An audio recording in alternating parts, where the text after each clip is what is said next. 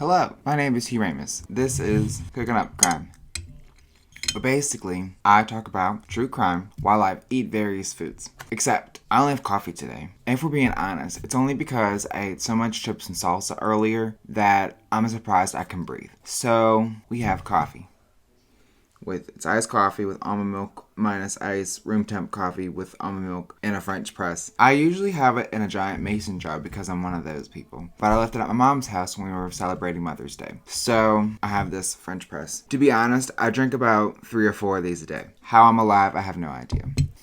Today, we are discussing the Black Dahlia case. I decided I wanted to get all of the kind of cliche cases out of the way first, and then we can go on to more intriguing cases. You like my sweater? I just got it. It matches my shorts. Cool. So on January 15th of 1947, Betty Bersinger actually was on a walk with her 3-year-old daughter in Limer Park in Los Angeles, California, when they discovered at 10 a.m. a storm mannequin on the side of the road. On the side, and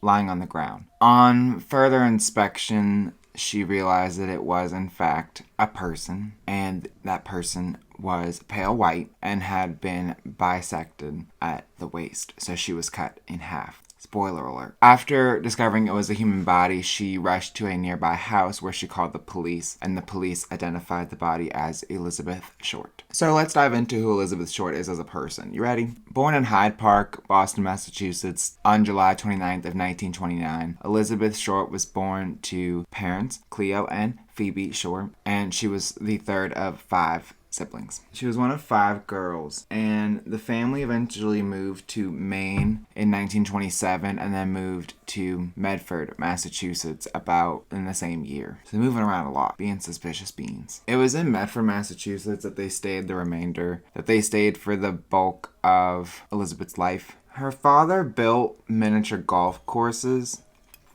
The stock market crash of 1929 really set back his business, and he actually claimed bankruptcy, I believe, because of this. In the year 1930, her father's car was discovered on the Charleston Bridge, but his body was not found, and it was assumed that he had committed suicide because he lost all his money, like a dumb coward. That's insensitive, Matthew. Her mother really took hold of the family and became a bookkeeper to support her 5 daughters. That's a lot of kids.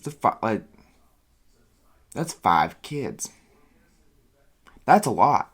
I only got 2 brothers, and I feel like that's too many.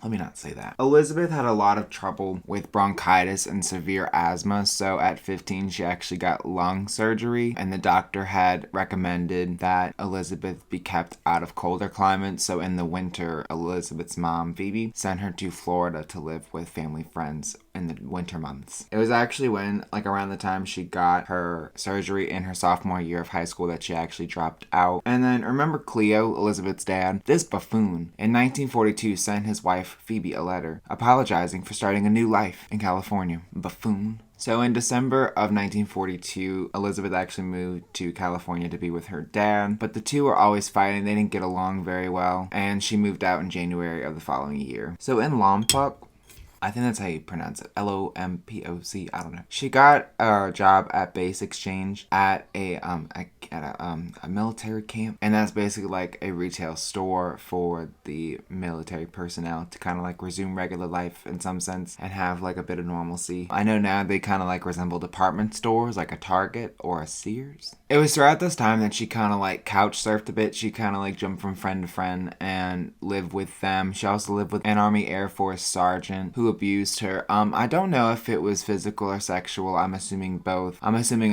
emotional as well. He was a bad bean. A bad egg. In mid-1943, Short moved to Santa Barbara, and on September 24th of that year, she was actually arrested at a bar for underage drinking. When the police, she was 18 at the time, I believe. Let me do the math. So she was 19. I don't know why they considered her a minor, but the police sent her back to Medford, but she was like, I ain't doing that, so she went to Florida instead, and she occasionally visited Massachusetts with her family. I'm assuming she went back to the family friends in Florida, and she didn't just, live it up. It was in Florida she met Major Matthew Michael Gordon Jr. and they began dating. What is my hair? My hair's doing this weird floop thing. That's bothering me. He had a string of bad luck. Not a string, a two-part series, if you will, of bad luck, where he got into a plane crash in India. He was in the Air Force. He got into a plane crash in India. He was recovering from that plane crash when he proposed to Elizabeth Short, and she had said yes, so they were going to get married. But then he got into a second plane crash that killed him. So, just kind of like an unfun fact, he actually died in World War II a week before Japan surrendered. So that's kind of unfortunate. Also, when you think about what happens later and how, like, if he wouldn't have died, what different life she would have lived, it's sad. Sad. She must have a thing for the Air Force because in 1946, she moved to Los Angeles to be with Joseph Gordon Fickling. Suspicious that he has the middle name that was the same as the last name of the Matthew guy who died. Weird. There must have only been like 7 names people could choose from. I don't know. She had got a job as a waitress and got an apartment behind the Florentine Gardens Club on Hollywood Boulevard, so she lived behind that. It was kind of like thought of that she was an aspiring actress, but she never got an acting job, and it could never have, I don't think it was proven that she was like trying to get acting jobs. I don't know. I feel like that was just a ploy by the media to be like, aspiring starlet murdered. So Elizabeth Short is no saint, and in 1947 in January she was returning from a trip with her boyfriend Robert Manley, who was a 27-year-old married salesman, and he was not married to Elizabeth because she's a suspicious bean. And they were on a trip to San Diego, and she returned home. Duh. He was 25 years old, I'm sorry, not 27. Robert Manley had said that he had dropped her off at the Biltmore Hotel that night on January 8th because she had said that her sister was visiting and she wanted to be with her sister that night. Workers of the hotel did report seeing her use the phone that night, and about half a mile away she was reported seen at a restaurant. So that kind of like corroborates, is that the word? Corroborate? Supports Robert Manley's statement. So that kind of takes us up to January 15th. From January 8th to January 15th, nobody knows exactly where she was. It was about 8, 9, 10, 11, 12. I know it was about a week that she had gone unseen and unreported. Nobody knows what she was doing during those days. I would assume her sister would know because she went to go visit her sister, but maybe that was a lie. I don't know. She's a suspicious being, so like we don't know anything really. Her body was found cut in half and drained of all the blood, and her lower half was found about a foot away from her upper half, which is kind of... She had been washed clean with gasoline, and her mouth had been cut at the corners to make the Glasgow smile, which is basically like whenever somebody cuts from here to your ears to make kind of like a scar smile type thing. Hold on, thumbnail. Cool. There were a lot of scars and cuts on her thighs and breasts, with large chunks of skin sometimes missing. Her intestines were found beneath her butt of her lower half. I don't know exactly where she was cut, because it's like you have your waist, which is like you have your waist, and then you have your hips. If you're cut at the hips, I don't know enough about anatomy. We're just gonna skip this explanation. She was positioned with her hands over her head, her elbows bent at right angles, and her legs spread out. So I would assume it's kind of like this, but my legs are like this. My legs are like that. The medical examiners that arrived did believe that her body had been dead for about 10 hours, putting her death at the night before or the morning of her discovery on January 15th. The police did find a heel print amid tire tracks, as well as a cement sack containing watery blood. I don't know if that means it was diluted with water or if it was just oddly thin. I don't know. On January 16th, Frederick Newbar performed an autopsy on the body. He was also the Los Angeles County coroner. I don't know if all coroners do autopsies. Like if that's like the only person who can do an autopsy. I have little knowledge. She was 5'5", 115 pounds with blue eyes. I also like in the, I found the actual newspaper clipping of her discovery, and the newspaper clipping said she had black hair and green eyes, but the autopsy reported brown hair and blue eyes. But she did have bad teeth, like they were almost decayed, badly decaying teeth. And the autopsy reported she had cuts on her ankles, wrists, and neck with a unusual laceration on her breast, her right breast. Similar lacerations were on her right forearm, her left upper arm, and the lower left side of her chest. Bear with me. A hemicorporectomy was performed, which is where she was severed from the bottom to the top. Yeah. The autopsy reported that there was very little bruising to her incision line, so they assumed that she had been dead already by the time of this laceration, which, thank God, honestly. There was bruising on her front and right side of her scalp, but there was no skull fracture involved, and the cause of death was a cerebral hemorrhage. There were signs that she was raped. I had no idea how they did a rape test, but now I know, and if you want to know, you can look it up. But it's very odd, and I'm not going to say it here, but there was a rape test done, and there was indication that she was raped, but no semen was found inside of her. So really, like, thank God she was arrested in 1943 for underage drinking, like, because this is the only way that she was actually identified, because they ran her fingerprints and then the fingerprints in the system, which I'm assuming was a paper system. I don't know how fast it must have been, you know what I mean? But it came back with her arrest mugshot from her 1943 arrest. Yes. So the reporters in the media were very like, this would not happen today. This would be, it may very well happen today, I don't know. But like this, the reporters for at this time, in this age, in this era, were horrible human beings. They found out who her mother was, called her mom, told her she won a beauty contest to get as much information from her mom about her as possible to report on, to print into the newspapers. And then her mom found out that her daughter was dead by the reporters being like, actually, she's dead, never mind. And they hung up the phone, I guess. Because, like, what are you going to say after that? Like, you obviously don't care about her well-being or her mother's emotional state. So, like, why even tell her that? I don't know. I'm not crazy. We're not going to say that. And even more messed up, the newspapers paid for her airfare from Massachusetts to Los Angeles to cooperate with the police, but they actually put her up in a hotel and kept her away from the police to further investigate her. The media quickly took to the case and exaggerated and sensationalized it. Basically just portrayed Elizabeth Short as a prowling girl in the streets of Hollywood, and then they decided that the murder was a sex fiend slaying. I don't know what that means, really. I'm not going to look it up either. But it wasn't true. I guess it could have been true because it was the positive rape test. Okay. On January 21st of 1947, the editor of The Examiner, which was a popular newspaper then, his name was James Richardson, and he had received a phone call from someone who was reporting to be the killer. They congratulated Richardson on his coverage of the case, and then they told Richardson that they would be turning themselves into the police shortly after a little bit of the chase was happening. I don't really know why. And then they told James Richardson, quote, expect souvenirs of Beth Short in the mail. What? On January 24th, a USPS worker, I guess, confiscated a suspicious package. I don't really know if they could do that. I don't know if they could do it now. I don't think they could do it now. But he basically, found a suspicious package that had clippings of newspapers, very stereotypical crime letters, where they kind of cut out letters in newspapers and magazines and glue them to, spell out certain things so their handwriting isn't traced back. It was like that, but it was a package, and it was addressed to the Los Angeles Examiner paper. Sorry, this paper was bothering me. In the package, it was Elizabeth Short's birth certificate, business cards, photographs, names written on pieces of paper, an address book with the name Mark Hansen written on it. Not written, but printed on it. I guess it was custom made.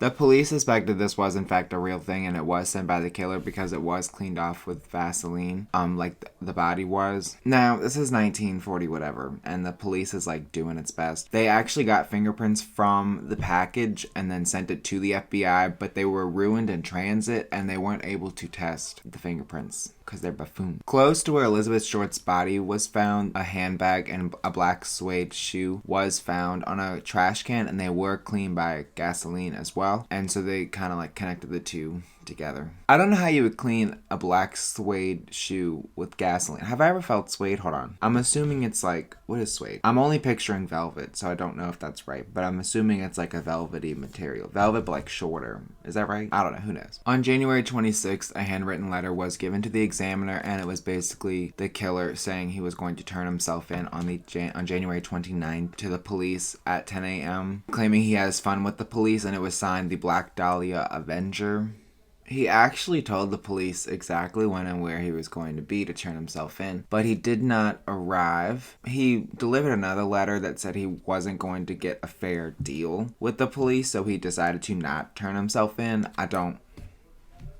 You got me, buds. So the media kind of like took this story and ran with it, basically. They just like reported anything and everything. It doesn't matter if it was true. It doesn't matter if it was made up. It doesn't matter if it was like circumstantial. It doesn't matter if it was an assumption. They reported everything. And the police allowed this to happen because they wanted to conceal the true cause of death, which was cerebral hemorrhaging. I don't know why. I kind of feel like, we'll get into this later, but the police kind of thought that the person who committed the crime had been someone of medical knowledge. So I'm guessing like they wanted like someone who was capable of such like a surgical precision cut would have known what cerebral hemorrhaging was, and I'm assuming that that's like what they wanted as like their smoking gun for the killer was to be like, she died from cerebral hemorrhaging, and then that way they could be like, that's our guy. You know? Another letter was given to the Herald Express, which was another newspaper, and basically saying that the killer, it was supposedly from the killer, and he said he would give himself up to the police if he got less than 10 years. I don't think this is true, only because all the correspondence has been happening with the Examiner, right? So like, why would this person suddenly go to the Herald Express? You got me, bud. And so I feel like this was kind of like a ploy by the Herald Express to get a little bit of clout, to kind of like ride the trails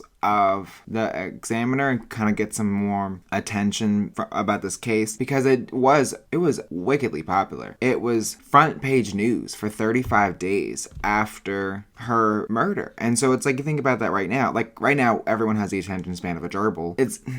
It's irrelevant to say right now because of everything that's going on, but like imagine something happening in the news and like it being the center of focus for 35 days. That's more than a month. You know what I mean? That's just like, that's a lot of days. People must have been very interested in this case. We'll kind of go into like the legacy of the case later, but it was very important. It was like very new for America at the time. It was on February 1st that after 35 days of front page news, the media kind of declared that the case had run cold because there was nothing really happening. Like people were calling in with tips, people were calling in with confessions, throwing their relatives under the bus, and nothing was really happening. The police investigated every single person, every single clue, and like there was just nothing happening. Jack Donahue was a lead investigator on the case, and he believed that the body was killed somewhere on the outskirts of Los Angeles, like in a remote location or a shack or like a abandoned building type of thing, and then just dumped there, which is very like plausible and probably happened because she was drained of all her blood. And I don't believe that they could have cut her in half in the middle of this park, but whatever. In mid-February of 1947, this is about a month after the murder, police actually did get a warrant for the Southern California Medical School to kind of like investigate these medical students who were around Elizabeth Short's age at the time. They got all the names of all the students and they investigated every single one of them. The school cooperated as long as their students' identification was kept private, and the police adhered to this. And the media didn't report on any of the medical students, and they were never named suspects that I could find, so I'm assuming they kind of like kept true to this. They investigated every single medical student and nothing came up. So on March 14th, a suicide note was found underneath a pile of men's clothing, and it read, quote, "To whom it may concern, I have waited for the police to capture me for the Black Dahlia killing, but have not. I am too much of a coward to turn myself in, so this is the best way out for me. I couldn't help myself for that or this. Sorry, Mary." Who's Mary? Connecting the dots. Matthew connecting the dots.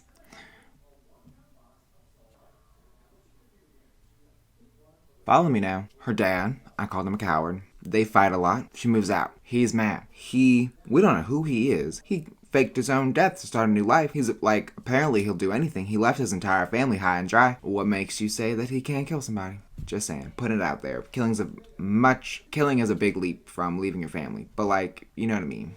They did kind of investigate the clothing that the note was found under, but there were no clues involved. There were 750 investigators in the initial stages of the case, and they were really just doing their best. Like, I really feel like they were kind of doing the best they could, and they were doing the most with what they could, and I don't really feel like, besides the fingerprints, going to the FBI, being ruined in transit, I don't really believe that the police was messing up much, except for allowing the media's involvement so much as it did, and we'll get into that a little bit later. City Councilman Lloyd G. Davis had posted a $10,000 reward, which is like roughly $115,000 today, for any information about the case, and people just swarmed, giving in confessions, false confessions, fake clues, throwing relatives under the bus again, and like the police looked into them and nothing came of it. So over the years, more than 500 people have confessed to this crime, and some of them weren't even born yet. So it's like, what are you doing, bud? Like, I don't really get the whole like, I want to be convicted of murder and sent to life in prison. I don't care about notoriety that much, you know what I mean? Sergeant Finis Brown, what a lovely name, Finis. He believed that the case went cold because of media involvement, and I do kind of like feel that way, because I feel like there was so much misinformation being given about the case and there was so much coverage that it, like, if you think about like the media blasting it everywhere, making it sensationalized and like much more exaggerated than it actually is, then people become interested and like they get involved and they get invested in the crime, and so that's why they had like so many confessions. Whereas if they just like dialed it down a bit as far as the media goes, they wouldn't have so many people who were invested and interested in the case, and there would be less cloudiness. There would be like less, less mud to dig through had the media not been involved and over sensationalized the case in the first place, which I do agree with that too. After further digging, the LAPD did dig up a past about her living in Texas and New Orleans, and like they investigated her friends there, but nothing came up again. An original detective in the case, Ralph Asdell, believed that he interviewed the killer somewhat early on. He was not named, but he was the owner of a sedan that was identified at the crime scene by a witness, and when the witness actually like acknowledged the man in the sedan, I'm assuming he was a man, I don't really know, we can't like say that. But anyway, when he was acknowledged by the witness, he actually got into his car and drove away. And the witness followed him. Like, thank God. Like, this would be me, honestly. Like, if I'm, like, suspicious, and if I'm, like, this person's a suspicious being, I'm gonna follow him. But I'm only, like, interested in this stuff. So I don't know. Praise be to this witness, because they followed him to his place of work, where he worked at a restaurant, and the police got in contact with him and investigated him, and he was dismissed. So notable suspects were Norman Chandler, who was the publisher of the Examiner, Orson Welles, George Hodel, which is kind of like, George Hodel was like a different case, and if you want me to do a video on that too, I will. George Hodel was basically like a physician in Los Angeles, California, and he was basically thrown under the bus by his son after he died. His son genuinely believes that he is the killer of the Black Dahlia, plus many other cases that have been unsolved. It's a very interesting case, and if you want me to make a video on it, just let me know. Other notable suspects are Fred Saxon and Jack Anderson Wilson. Let's dive into Mike Hansen. So if you remember, Mike Hansen was the name on the address book that was found in the package with all of Elizabeth Short's souvenirs. Mike Hansen was a really wealthy nightclub owner, and he was an acquaintance of Elizabeth, and Elizabeth's roommate Anne had said that Elizabeth had rejected sexual advances from Mike, and so that the police kind of thought of this as like a motive to killing her, but he was cleared of suspicion by the police. But like, I feel like the police kind of brushed off a lot. So if we're going to say the police failed anything, we're going to say that they brushed off things a bit too quickly, only because I can't imagine that over 500 people confessed to a crime, or like all these suspects, all these leads, all these clues, and you find nothing. I find that hard to believe. The LAPD was very crooked, very corrupt. So it's like, they're suspicious beings in and of themselves. So the LAPD was actually put in front of a grand jury because they were unable to identify killers in a lot of crimes. And the Black Dahlia case was thrown into the evidence for this case. And it actually made the LAPD relook at this case later on, because they were unable to identify, they were just like, they weren't solving anything. And they were very crooked, they were very corrupt, and like the government knew about this, so they were put on trial for him. Robert Manley, who was the 25-year-old married salesman who was dating Elizabeth at the time of her death, he was given various polygraph tests, and he passed all of them, so he was cleared of suspicion. They do like polygraph tests, like multiple of them, because they are only 50% accurate, so they do multiple ones to like kind of like eliminate possibilities of like defective tests. Martin Lewis was a name in the address book, and he was a known acquaintance of Elizabeth, but he was cleared of suspicion because he was in Portland, Oregon, visiting his father-in-law who was dying of kidney failure. How sad. How sad. The media kind of like blew this out of proportion again. So they kind of like claimed she was a prostitute, she was frigid, she was pregnant, she was a lesbian. And none of this had any evidence to back it up. So they always called her a prostitute. There was no evidence saying she was a prostitute. The autopsy reported that she had never been pregnant in her life. I don't know how an autopsy would actually say that, but I'm not going to get into that because I'm not an autopsyist. Someone had told the media that she had a genital deformity, making her genitals smaller, like the size of a child's. And then that linked to, because one of her acquaintances had said that she wasn't having sex with men because of this genital deformity. And then a media reporter just like took this and ran with it and started calling her a lesbian. The Black Dahlia case is one of the first murder mysteries that happened after World War II in a post-World War II America. It has been turned into various books and movies. It has been inspiration for so many things in the media. And it's just really a shame that a lot of these things there was a book called Severed, and the author's last name is Gilmore. I don't know the first name. But the book had a lot of misinformation, a lot of just like made up stuff about the Dahlia case. And it's just a shame that it claimed to be a true nonfiction book about the case, and it was just like 50% nonsense. Someone had said it was 25% nonsense and 50% fiction, or 25% mistakes and 50% fiction, which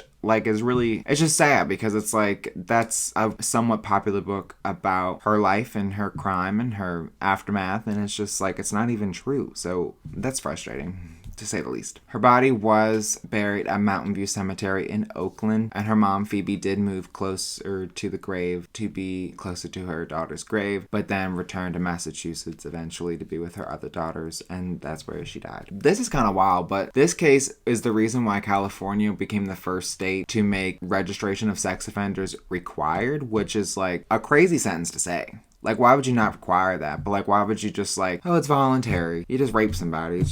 We may or may not put you in this database. We don't know. We haven't decided yet. Have we had our coffee this morning? I don't know. Is it lunchtime? Time magazine went on to list this as one of the most infamous cases in the world. And it's just really like baffling to kind of like grasp the like extent of the case. Like one woman died and it's a murder mystery. She died under weird circumstances. Nobody knows where she is for like a week before she died. Nobody has any leads. Nobody has anything about this case. And it's just like really wild. And I kind of like do blame the police now that I've like finished the video and I've gone through the whole thing, because it's just like, how do you not turn up anything? You turn up nothing. You turn up nothing. Whatever. My name is Hugh Ramos, and this has been Cooking Up Crime, episode 5, where we covered the Black Dahlia case. If you have any recommendations, or if you want me to do a video on anything, please leave me a comment below. If you liked it, please subscribe. If you don't like it, please dislike it. It'll boost my algorithm regardless. I'm at 36 subscribers, so like whatever. Have a great day. I want you to forget your past lives and find me the new Christ. I want your heart